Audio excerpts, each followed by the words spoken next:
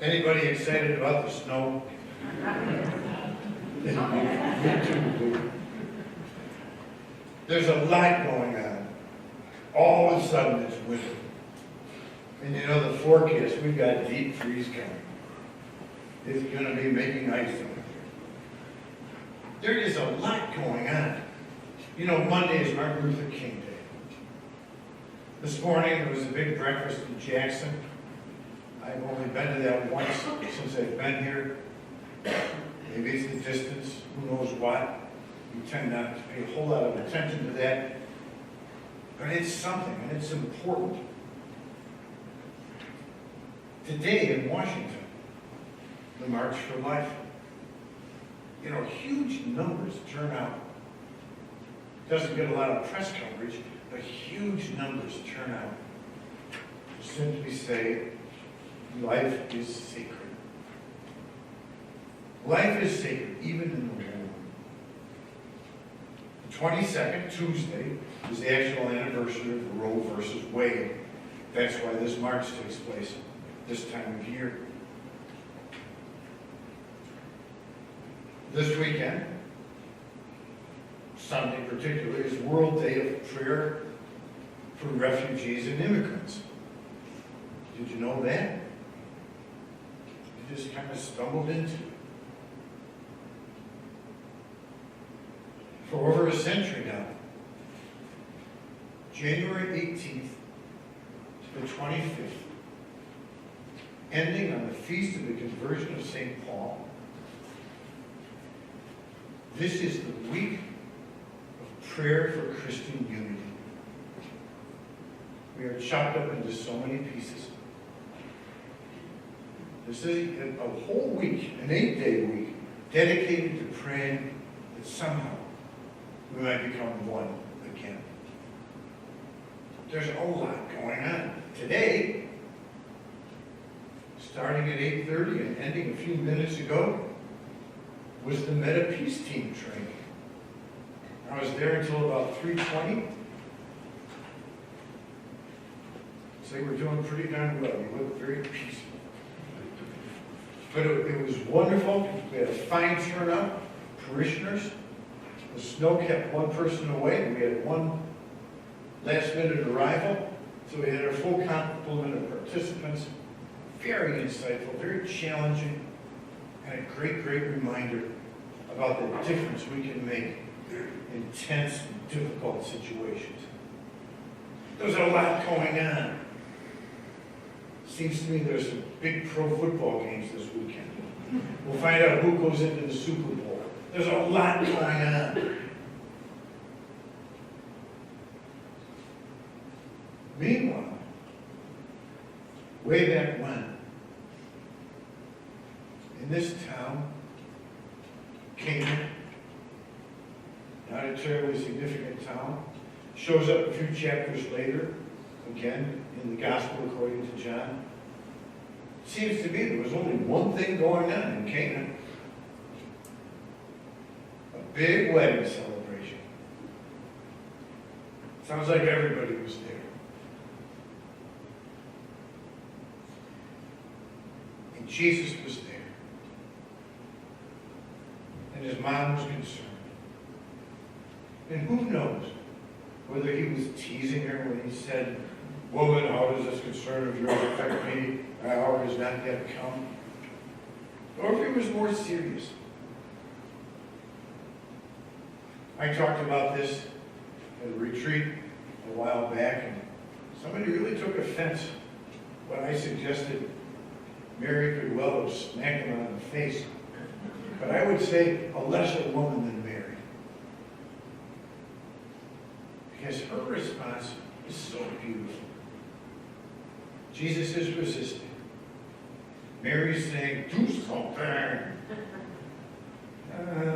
No. Do whatever he tells you. No. All right. All right.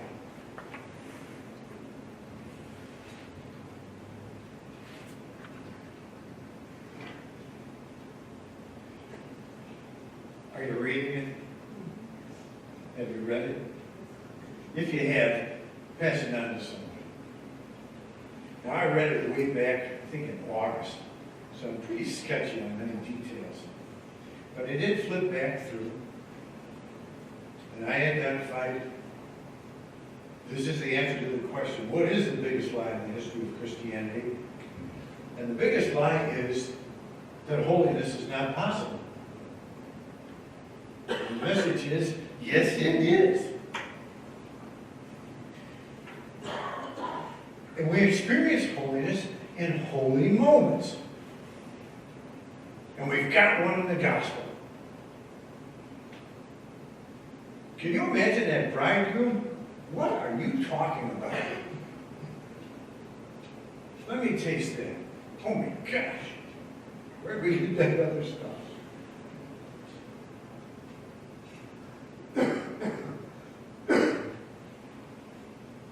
Can you imagine, as the story rippled through the group, change water into wine. Change water into wine. The first of his signs, and so revealed his glory, and his disciples began to believe in him. Friends, here's the thing.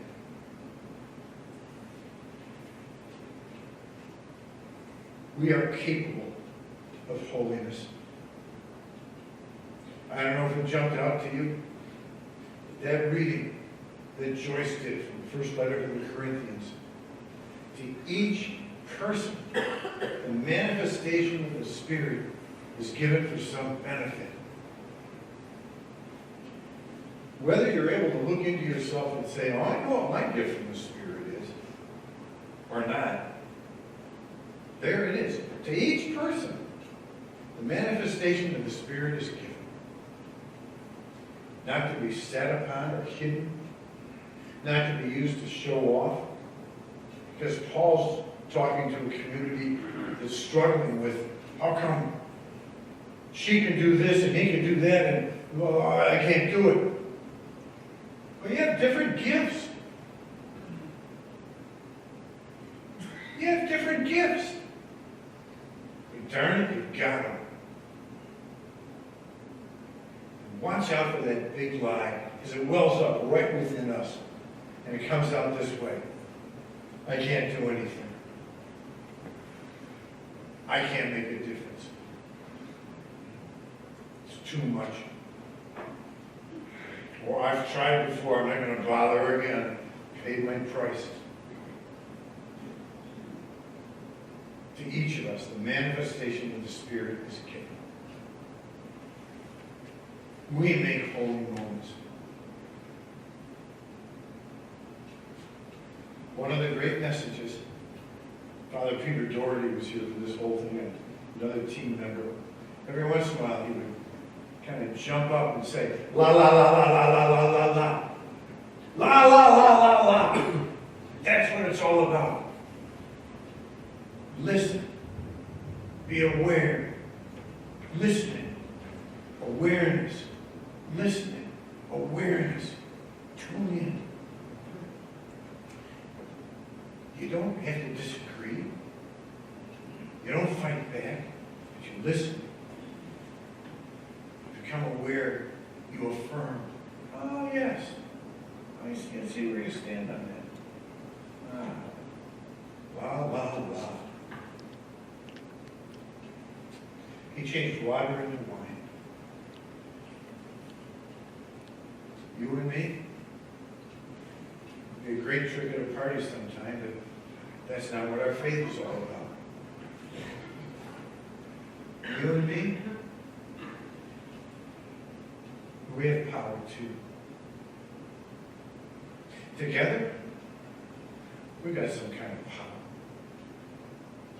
And the power is His. And from Him and to Him. Because, friends, something happens when we come together in prayer, in celebration, in sympathy and encouragement. Something happens. It was important enough at that wedding for Jesus to step forward and say, yes, we'll keep this going. Don't forget about your power. And don't forget about ours. resolve anew to use it and to dash that lie. To dash that lie that we can't do anything. That we can't be holy. Because by our very baptism, we are. May God bless us all.